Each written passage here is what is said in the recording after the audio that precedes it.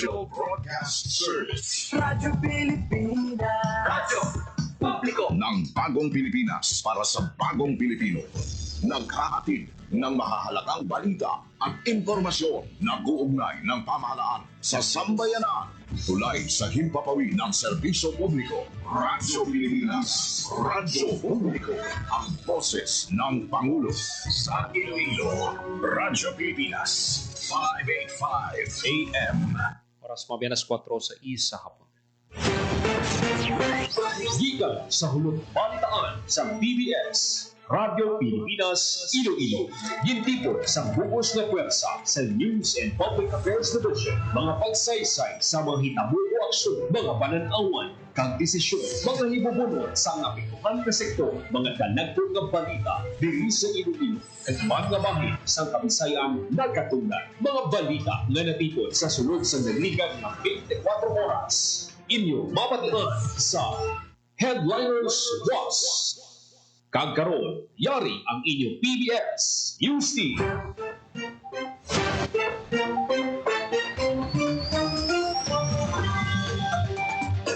Mayong hapon, ini ang Headliners Was. Martes, Hunyo 17, tuwing 2025. Kanyang inyong tagbalita, Joseph Paul Noblesa Tarosa. Kagkaroon sa mga Pangulo dinaraan. Tanahan ng mga probinsya sa Western Visayas on the go para sa benteng bigas. Meron na program kung P20. NFA 6 may buffer stock na 1.4 million bags ang palay ng magalawig sang 16 kadlaw.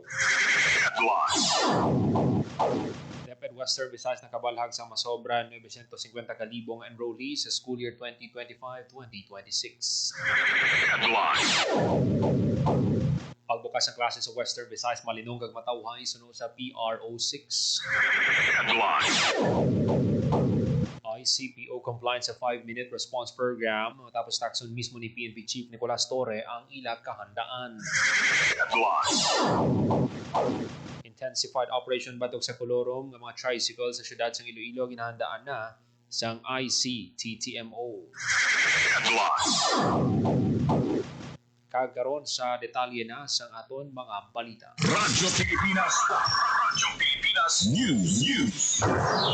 Preparado ang tanan ng mga probinsya sa Kabisayan Katunggan nakipang syudad sang Bacolod sa Negros Occidental sa pagpatuman sang 20 pesos sukon ang benteng bigas meron na program sang karon nga administrasyon ni Presidente Ferdinand R. Marcos Jr. Sino kay Maricris Chua, Acting Economist 4, Buffer Stock Management Section sa National Food Authority 6, nakapakig-angot ng LGU Iloilo sa ila talatapan pag sa opisina sa Provincial Agriculturist sa pagpamuno ni Dr. Ildefonso Toledo para magbakal sang bugas. Yara sa 20,000 bags sang bugas, ang inisyal nga baklon sang panguluhan lokal sang Iloilo nga target ibaligya sa mga pamilya nga malnourished o kulang sa nutrisyon ang probinsya sang Guimaras. Nakasabit na sa ilang intensyon sa Food Terminal Incorporated sa Department of Agriculture. Kaya nakapirma na sa Memorandum of Agreement kag ma-request sa NFA Central Office nga magbakal sa bugas para sa benteng bigas meron na program. Yara sa 5,000 bags ng bugas, ang baklon sang LGU Guimaras. Ang akla nakapakig-angot na sa NFA kanagatag sa ilang intensyon nga magabakal man sa bugas para sa pagpatuman sa 20 pesos program. Ang kapis, wala pa sang feedback kay bago lang natapos sa midterm elections kung may mga bagong lokal na opisyales. Inaulat sa NFA nila intensyon kag numero sa bugas nga outage nila nga i-procure. Ang syudad sa Bacolod pa lang nakabakal sa bugas para sa BBM program may 5,800 bags. Ang ilagin bakal naging lunsar ang programa sa June 5. Pinsiling ni Chua nga ang gina-issue nila nga bugas mayong kalidad kag gina-check ini kada bag o kun bag-to-bag checking. Radyo Pilipinas. Radyo Pilipinas News. 1.4 million bags ang palay o kung masobra 80,000 bags ang bugas sang ang National Food Authority 6 para sa Kabisayan nakatungdan nga magalawig sang 16 dias. Base ni sa pahayag ni Marquez Chua, Acting Economist 4, Buffer Stock Management Section NFA 6 sa programa Usapang Agrikultura sa Radyo Pilipinas Iloilo sino kay Chua, bastante ang stock sang palay kung may matabo nga kalamidad o kung sa tion sa emerhensya sa riyon kag makabulig pang NFA sa ibang nga riyon nga may emerhensya nga nagakinahanglan sa bugas. Inpatod man niya nga ang stock sang bugas nga ila gina-issue sigurado ang kalidad ang Iloilo, Capiz kag Negros Occidental ang may dako nga kontribusyon sa buffer stock sa rehiyon. Radyo Pilipinas. Radyo Pilipinas News. Western Visayas nakabalag sang masobra 950,000 enrollees sa school year 2025-2026. Detalye sang balita sa report ni Marian Grace Ernieta. Radyo Pilipinas. Report. Alhag sa masobra 950,000 nga enrollees ang Department of Education Western Visayas sa school year 2025 to 2026. Sabi sa datos ng ahensya, as of June 17, may 950,323 na ka-learner haling kindergarten to grade 12 ang enrolled sa basic education. Sa masobra 950,000 nga enrollees, masobra sa 128,000 ang enrolled sa mga bulutong sa idalom sa Schools Division Office o SDO of Aklan, masobra 130,000 sa SDO Antique, masobra sa 115,000 sa SDO Capiz, masobra 41,000 sa SDO Guimaras, masobra 394,000 sa SDO Iloilo, masobra 88,000 sa SDO Iloilo City, masobra 20,000 sa SDO Pasig City kag masobra sa 32,000 sa SDO Rojas City. Samtang sa grade level naman, masobra sa 492,000 sa learners ang enrolled sa kindergarten to grade 6, masobra sa 308,000 sa grade 7 to 10, kag masobra naman sa 75,000 sa grade 11, kag masobra sa 75,000 man sa grade 12. Pahayag sa DepEd Region 6 nga padayon pa ang encoding sang datos pag posible magataas pa ang numero sa enrolled students sini nga school year. Para sa Bagong Pilipinas, Marian Grace Ereniata, Radyo Pilipinas, Radyo Publiko. Radyo Pilipinas News. Malinong kag matawhay ang pagbukas ng klase sa Western Visayas sanding sa assessment sang Police Regional Office 6. Sa pagbantay sang kapulisan, wala sa record nga insidente nga nakatublag sa opening of classes sa rehiyon. Sa pagbukas ng klase, nagpatuman sang seguridad ng kapulisan nga ginalagipan sang pagpahamtang sang Police Assistance Desk, pagpasangkat sang police visibility kag anti-criminality operations sa mga key areas. Nagkuman nga bulig sa ginpatuman nga safety measures ang koordinasyon sa mga eskwelahan, local government units, traffic enforcement units, barangay officials, standards kag force multipliers. Iyan pasalamatan naman ni Police Regional Office 6 Director Brigadier General Jack Wang ang tanan ng stakeholders na nagbuyog para maging talun sa pagbukas ng klase sa Western Visayas. Radyo Pilipinas News. Ang klase sa Iloilo City generally peaceful suno sa ICPO. Detalye sang balita sa report ni Janelle Baclay. Radyo Pilipinas. Report. Makabig generally peaceful ang pagbukas ng klase sa syudad ng Iloilo Santos Assessment sa Iloilo City Police Office. Wala sa nabalag nga major and toward incidents ang kapulisan sa nagkalain-lain ng school zone suno kay Police Major Sheila May Sangrines. Tagpamaba sang ICPO sa pagpakigangot sang Radyo Pilipinas Iloilo. Padayon ang pagmonitor sang gintukod nga City Tactical Operations Center sa mga aktibidad sa tanan nga public ug private schools agod mapabilin ang kalinong sa area. Ginpanginbulahan naman Iloilo City Director Police Colonel Kim Ligada ang kooperasyon sang stakeholders, school administrators, barangay officials, ginikanan kag komunidad sa pagpabilin sang matawhay nga abre klase. Ginpasalig sa ICPO ang madasing nga pagresponde sa anuman nga tawag sa kapulisan paagi sa pagdaya sa 911 kag makaresponde sulod sang 5 ka minuto kag pagpasangkad sang police visibility kabayan sang ila balik eskwela 2025 security and safety campaign. Para sa Bagong Pilipinas, Janelle Baclay, Radyo Pilipinas, Radyo Publiko. Radyo Pilipinas News.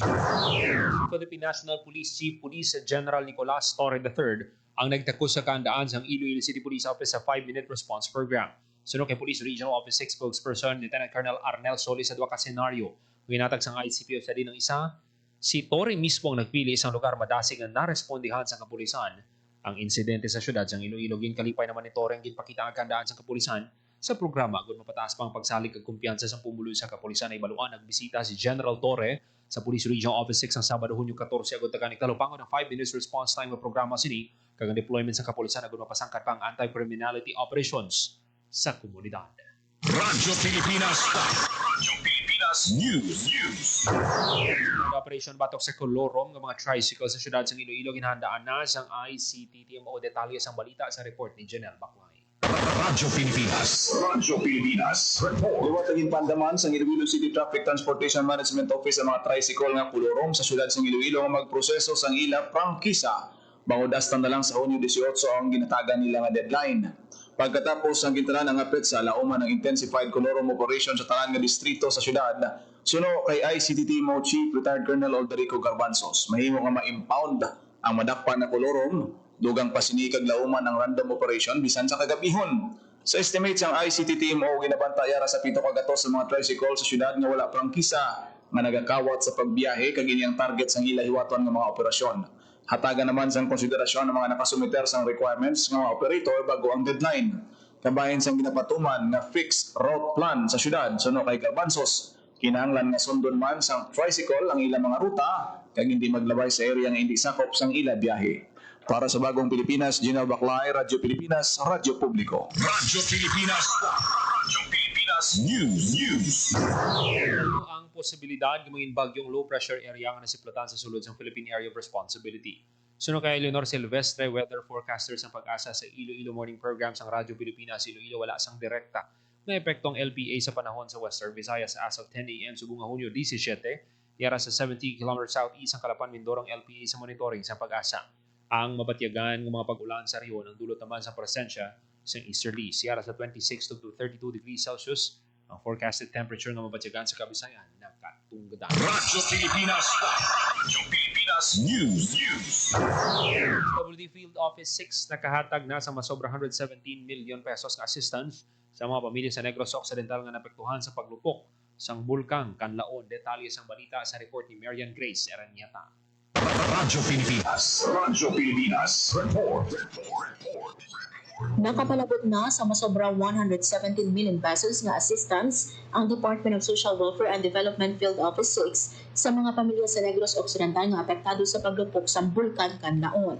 Sadik sa datos ang DSWD6, nakip sa ginhatag sang ahensya ang masobra sa 94,000 ka food item, balor masobra sa 77 million pesos, kag masobra sa 19,000 nga non-food item nga balor naman sa masobra 9.9 million pesos. Nakahatag man ang DSWD6 ang 20 million pesos nga cash assistance sa idalom sang assistance to individuals in crisis situation o AX, kag masobra sa 9.7 million pesos naman nga cash assistance sa idalom sang emergency cash transfer. Sa karon may 4,550 pa ka individual ang nagatiner sa evacuation center kag 6,392 naman ang nagatiner pa sa ilahing nga tao kon kakilala. Para sa Bagong Pilipinas, Marian Grace Eranieta, Radyo Pilipinas, Radyo Publiko. Radyo Pilipinas. Radyo Pilipinas News. Partner beneficiaries ang Project Lawa kag binhi sa Toboso nagbaton sang cash aid. Detalye sang balita sa report ni Marian Grace Eranieta. Radyo Pilipinas. Radyo Pilipinas. Report. Nagbatang sa cash aid ang 300 ka partner beneficiaries ang Project Local Adaptation to Water Access o Lawa kag Project Breaking Insufficiency through Nutritious Harvest for the Incorporation ng binhi sa munisipalidad sa Toboso sa Negros Occidental. Kada partner beneficiary nagbatong santing 9,600 pesos bilang kompensasyon sa pagkumpleto sa 20 ka adlaw nga cash for work and training program. Antes pa man ang payout, gimpaidalo ang partner beneficiary sa capacity building training kag hands-on activities nga nakafocus sa disaster preparedness ug sustainable management sa small farm reservoir nga essential sa pagsabat sa kakulang sa pagkaon kag tubig sa tunga sang climate change. Pagkatapos ng payout, opisyal nga gin-turnover sa Department of Social Welfare and Development Field Office 6 ang community sites sa partner beneficiaries kag naghiwat sa monitoring kag assessment visits at agod nga i-evaluate ang outcome sa proyekto. Ang Project Lawa kag binhi ginabatuman pinaagi sa cash for training kag cash for work nga nagatuyo pa sa karon ng adaptive capacity sa mga pamilya nga vulnerable sa socio-environmental risk kag mapahagan-hagan ang kakulang sa pagkaon kag tubig. Para sa Bagong Pilipinas, Marian Grace Eranieta, Radyo Pilipinas, Radyo Publiko. Radyo Pilipinas. Radyo Pilipinas News. Paglagas sa mga may salapton sa lain, naglabot sa 137 wanted persons ang nadakpan sa Police Regional Office 6 sa duwa ka semana nga manhunt operation. Inyang nadakpan sa kapulisan umalin sa Hunyo 1 tugtog Hunyo 15 subong nga tuig.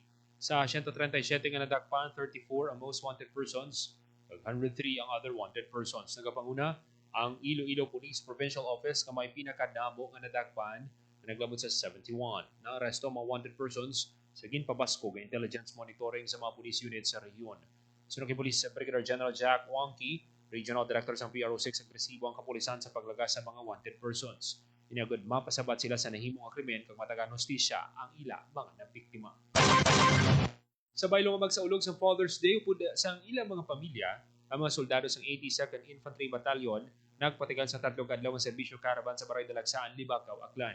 Ang 82nd IB ginpangunahan sa ilang commanding officer Lieutenant Colonel Jobert Pimentel, sila ang nagtabok sa subakang naglatas ng mabudlay nga lagyan, mapadulungan ng barangay Dalagsaan nga kapin 22 kilometros ang kalayuan sa town proper. Kaupod sa militar sa caravan ng Department of Interior and Local Government o DILG, Libacao Local Government Unit, PNP Libacao, Barangay Health Workers, opisyales sa barangay, kag mga stakeholders. Suno kay Pimentel ang serbisyo caravan pag binuligay sa mga ahensya sa gobyerno kag community partners sagud maka-access ang essential services sa gobyerno ang mga residente sa Dalagsaan. Sa barangay ukon sa pagtakop sa caravan subong nga Martes, Hunyo 17, 197 beneficiaries ang naka-avail sang libre nga medical check-up. 45 ka kabataan ang naka-avail sang libre tuli.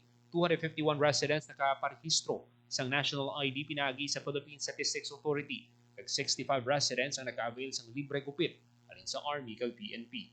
Bugos ang pagpasalamat sa mga residente sa Philippine Army kag sa mga stakeholders sa mga serbisyo nga ila ginhatag sa 3 ka adlaw nga serbisyo caravan. Oras sa Radyo Pilipinas alas 4:21 sa hapon.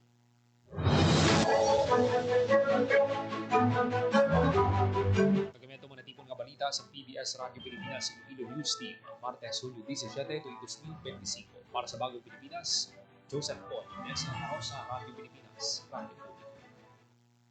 Ang inyong tulay sa himpapawid ng serbisyo publiko, ang Presidential Broadcast Service, Radyo Pilipinas, Radyo Publiko. Radyo Pilipinas. Radyo Publiko. Kinilala ng pag-international at prestigyosong Asia Pacific Broadcasting Plus Awards 2025 para sa kategorya ng Government Streaming. Ito ay dahil sa epektibo nitong pagsasanib ng mga tradisyonal na media tulad ng telebisyon, radyo at print para masabayan ang mabilis na pag-inog ng mundo ng digital at social media tungo sa mas epektibong paghahatid ng mahahalaga at napapanahong mga impormasyon sa mamamayang Pilipino. Kinilala rin ang Radyo Pilipinas dahil sa patuloy na pag-akyat ng rating. Ngayon ay matatag sa pang-4 na pwesto sa Mega Manila ayon sa pinakahuling Nielsen Radio Audience Measurement Survey. At sa social media, nakamit ang mahigit 2,000% pagtaas ng bilang ng mga sumusubaybay sa Radyo Pilipinas page sa unang bahagi ng 2025. Patunay ito na ang inyong Radyo Pilipinas Radyo Publiko ay tunay na kaagapay ng inyong pamahalaan sa paghahatid ng serbisyo sa mga mamamayang Pilipino. Mula sa aming lahat, sa ngalan ng inyong pamunuan at mga kawani ng Presidential Broadcast Service, kasama ang inyong mga himpilan ng Radyo Pilipinas sa buong kapuluan. Maraming salamat po sa inyong lahat, sa inyong pagtangkilik at pagkilala. Radyo Pilipinas. Radyo Publiko.